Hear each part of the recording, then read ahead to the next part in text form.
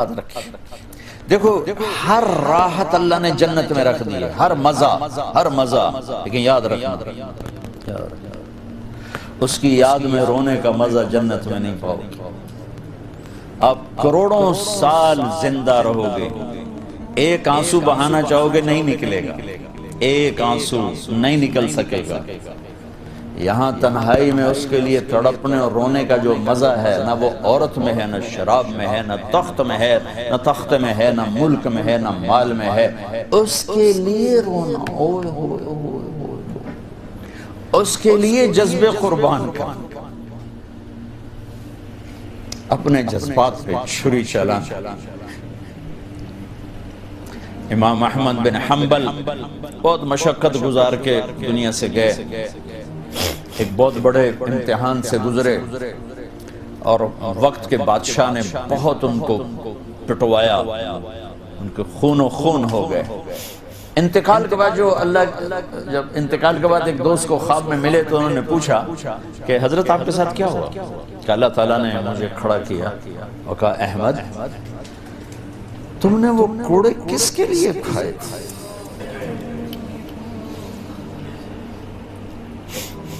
کہے اللہ میں نے تیرے لیے کھائے تھے۔ سبحان اللہ، یہ لذت جنت میں نہیں ملے گی۔ جوانی کی لذت پاؤ گے، میاں بیوی کی لذت پاؤ گے، کھانے پینے کی لذت پاؤ گے، زندگی کی لذت پاؤ گے، خوشیوں کی لذت پاؤ گے، لیکن اس کے لیے رونے تڑپنے کی لذت نہیں پاؤ گے۔ اللہ میں نے تیرے لیے کیا۔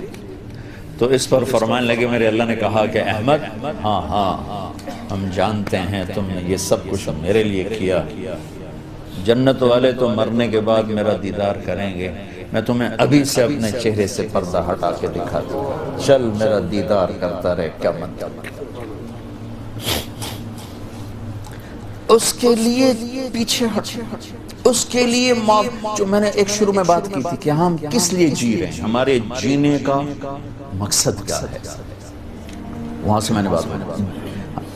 ہمارا جینا مرنا اللہ کے لیے، اب اللہ کے لیے جب اللہ میرا جاب والے ڈیمانڈ کرتے ہیں آپ گھڑیاں 1 گھنٹہ آگے کر لیں، اب 1 گھنٹہ پیچھے کر لیں، اب یہاں آپ جا رہے ہیں، اب یہاں چلے جائیں، آپ کا ٹرانسفر ادھر ہو گیا، اس سے وہاں ہو گیا، آپ چپ کر کے جاتے ہیں اور اس کو برداشت کرتے ہیں، فیس کرتے ہیں، جو کہ پروفٹ آ رہا ہے، کچھ نفع آ رہا ہے۔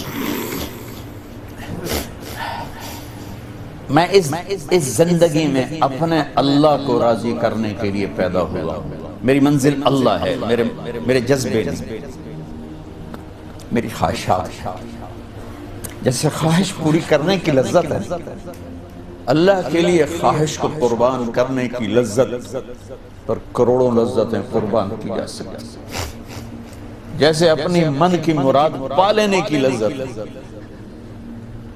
اپنی مرادوں کو اللہ کے لیے کھو دینے کی لذت اس سے کروڑوں گنا زیادہ۔ یہ لذت آپ کو جنت میں نہیں ملے گی۔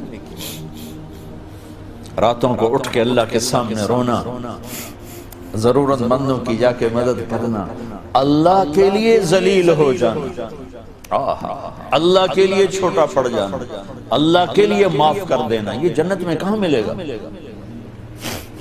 جو کہ ہم اپنے لیے جیتے ہیں، نہ ہمیں خرچ کرنے کا سلیقہ ہے، نہ معاف کرنے کا سلیقہ ہے۔ اپنے لیے جینا کوئی زندگی نہیں ہے، جینا ہے تو اس کے لیے جیو جس نے جینا دیا ہے، مرنا ہے تو اس کے لیے مرو جس نے مرنے کا اختیار اپنے ہاتھ میں رکھا ہے۔ اپنے شوق بدلو، یہ انٹرٹینمنٹ جنت میں نہیں ملے کہ اللہ کے لیے آدمی تڑپ رہا ہو، اللہ کے لیے۔ جنید بغدادی بیت اللہ کا طواف کر رہے تھے رات،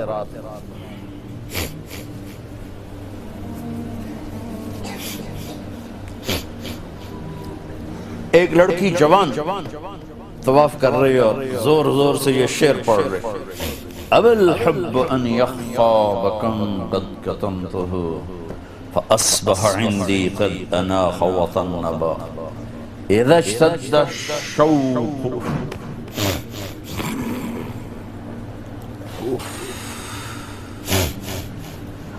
ہاں هام قلبی بذکرہ وَإِن رُمْتُ مِنْ حَبِيبِي قُرْبًا مِنْ حَبِيبِي تَقَرَّبَ يَبْدُو فَأَفْنَى ثُمَّ أَحْيَا لَهُ وَيُسْعِدُنِي حَتَّى أَلَذَّ وَأَطْرَبَ. کہاں سے ترجمہ کروں؟ میں نے اپنے دل کو بہت بچایا، لیکن محبت نے آگے ڈیرے ڈال ہی دیے اور میرے پورے دل پہ قبضہ کر لیا. میں نے تو بہت چھپایا، چھپ نہ سکی، بہت ہیلے بہانے کیے پر میں چھپا نہ سکی. بادن ہوا کا صبرت ام لم تصبرا وبکاءک ان لم یجر دمعک او جرا. امر الفؤاد لسانہ وجفونہ فکتمنہ وکفا بجسمک مخبرا. ذنی متنبی کہاں سے یاد آیا؟ جب مجھے وہ یاد آتا ہے اذا اشتد شوقی ہام قلبی بذکرہ، جب میرا شوق بڑھتا ہے تو میں پاگل ہو جاتی ہوں. وَإِن رُمْتُ قُرْبًا مِّنْ حَبِيبِي تَقَرَّبَا، جب میں اس کا قرب چاہتی ہوں، اس کے قریب ہونا چاہتی ہوں تو اپنا آپ میرے اوپر ظاہر کر دیتا ہے. جب وہ ظاہر ہوتا ہے یبدو فأفنا، جب وہ ظاہر ہوتا ہے تو میں مر جاتی ہوں. وہ پھر مجھے زندہ کرتا ہے، پھر مجھے اپنا قرب دیتا ہے اور میری رگ رگ میں اپنے عشق کو پھیلا دیتا ہے.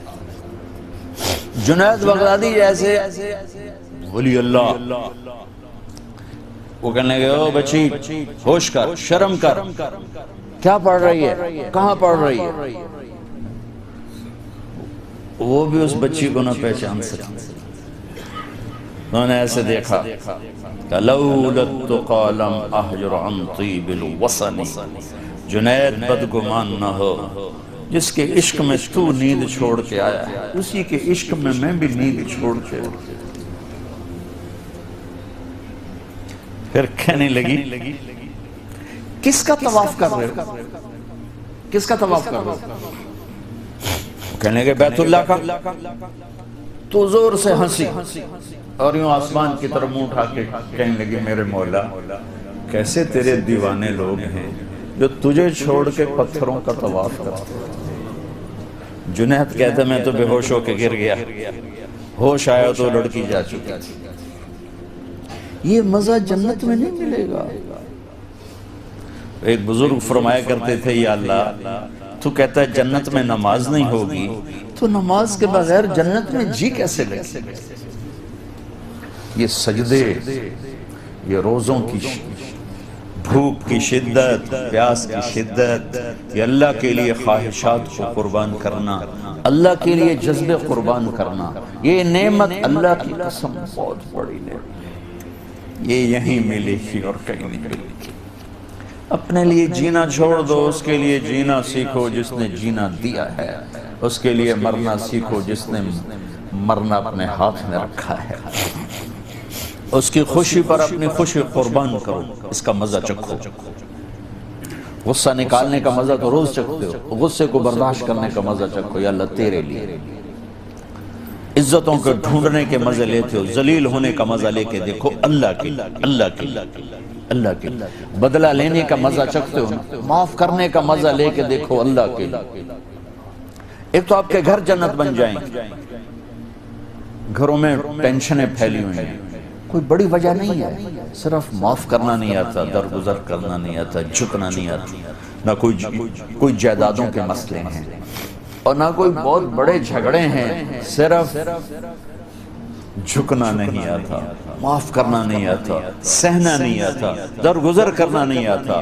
اور کوئی لڑائی نہیں. مجھے تو زندگی 1982 سے میں یورپ میں آ رہا ہوں اور اپنے ملک میں بھی دیکھ رہا ہوں جو گھروں میں آگ لگی ہے، خاندان بکھر رہے ہیں، رشتے ٹوٹ رہے ہیں.